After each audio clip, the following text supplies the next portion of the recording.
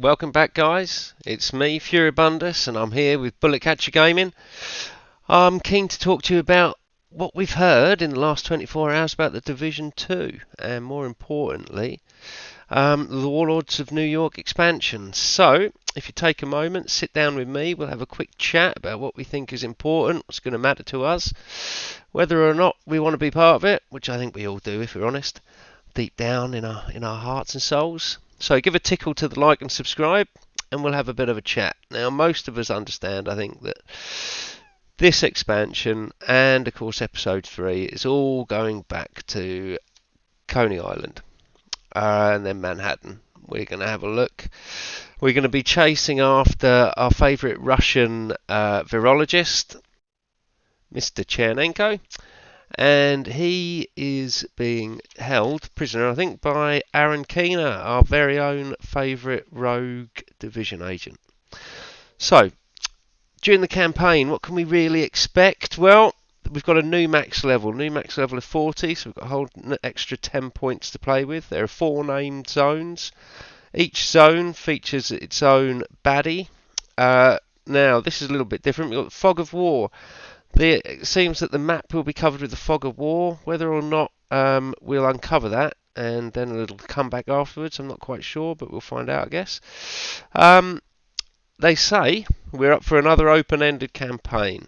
Primarily, enemies are going to scale with us all the way, which will be good because it gets a bit boring when you're going around the map again and the enemies are frankly a bit crap and you can just roar through them. So that'd be good. Now, missions-wise, what can we expect? Frankly, I was thinking we might get a little bit more than this, but 5 main missions and 8 side missions. Apparently, all the missions are going to be linked. If they're asking for 40 quid, I'm not sure really that's enough, but there we go.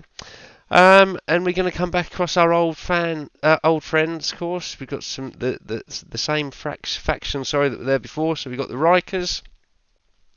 We remember them, the guys that escaped from the prison, and Cleaners. They're the guys with the flamers. Now, there is a new faction, Peacekeepers. Apparently, they're nice people. They're nice people that we want to have as our friends. They're not the only members we're going to bump into. Apparently, the LMB are still around. So whether or not Aaron Keener is still in control of them, we'll have to find out. But apparently, they're still around. Not so many of them, but they're still there. So that's an open-ended comment on whether or not it's a full faction or not, really. Now, the thing that I do find interesting is their take on the new endgame experience. I think most of us found the endgame experience that was promised in Division 2. I think it's fair to say it wasn't complete. So what they're doing now is a thing called seasons. Now, a season's going to last for 12 weeks, and each season is going to feature a manhunt, basically. We're going to be hunting down a specific target. Now, I think you may find it's similar. This is conjecture here, but the whole point of the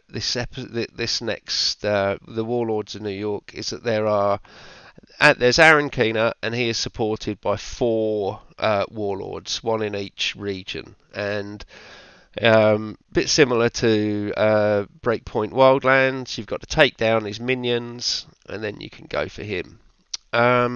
So whether it's going to be a similar but smaller thing for each season, we'll find out. But they're calling them seasonal manhunt targets. Now, along with that, there'll be leagues, there'll be some apparel events. Now, the interesting thing is what you get from each season. The idea is that when you get from each season, you'll receive core attribute category updates. Now, this seems to replace some of the skill tree that was offered in Division 2.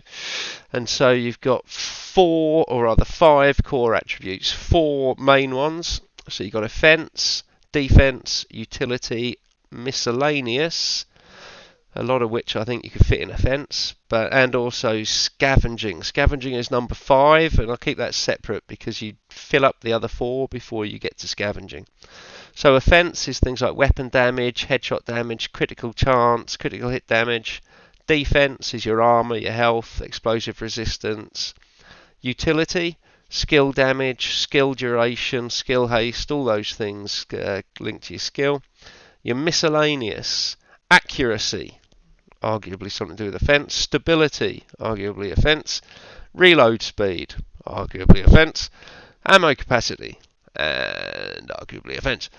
So they're the 4 that you fill up. Now each time you take part in a seasonal event, as I understand it, you get to build up your core attributes.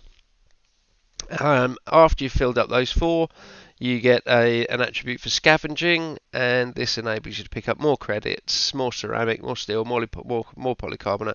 To be honest, I'm a bit of a bugger for that. I'm not massively into that, but I know that a lot of people are. There is a legendary difficulty. So once you get to your 40, you'll be able to face certain missions on legendary difficulty. So you're looking at big missions: Capitol Building, District Union Arena, and Roosevelt Island. Now, on March the 3rd, for those of us that aren't going to spend all our money on the Warlords of New York, there is an update for us, for the little people. So what can we expect? Well, we can expect a new level 30 power level with the gear score up to 515. Gear 2.0, so totally reworked brand set bonuses. The return of the God roll, so this allows items to potentially drop with maxed out attributes in all areas. Core attributes for all items. Improved user interface, well, that'll be interesting. More powerful build defining talents. Gear sets. Now, the thing that really interests me, I'm scanning through this, but the thing that really interests me is skill power changes. So, for everybody, skill tier is going to be replaced with skill power. There are 6 skill tiers. Each item with the skill tier core attribute will add 1 tier. Each tier boosts the skill's effectiveness. There's an overcharge mechanic. Paired with gear and exotic talents, skills can now overcharge, greatly increasing the skill's effectiveness for a short duration. Now this is a big one. Skill mods no longer have skill power requirements. So skills are changing dramatically. And that'll be interesting. I liked the idea of skill power, but I just did not like the way it was implemented at all. There are some Dark Zone tweaks for everybody. So Dark Zone, I think the big one that everybody's going to be interested in is that Dark Zone XP is now only obtainable through player-to-player interactions, successful extractions, and the collection of supply drops. So there's going to be a lot more onus on working as teams and helping people out, which I think possibly hasn't worked very well previously. So I think really they're the main points. There are hundreds and hundreds of more points. It's an exciting time for the Division 2, I should say, or rather for its expansive capabilities. Not sure, some people have mentioned that they feel there was no cost to the add-ons for the original Division.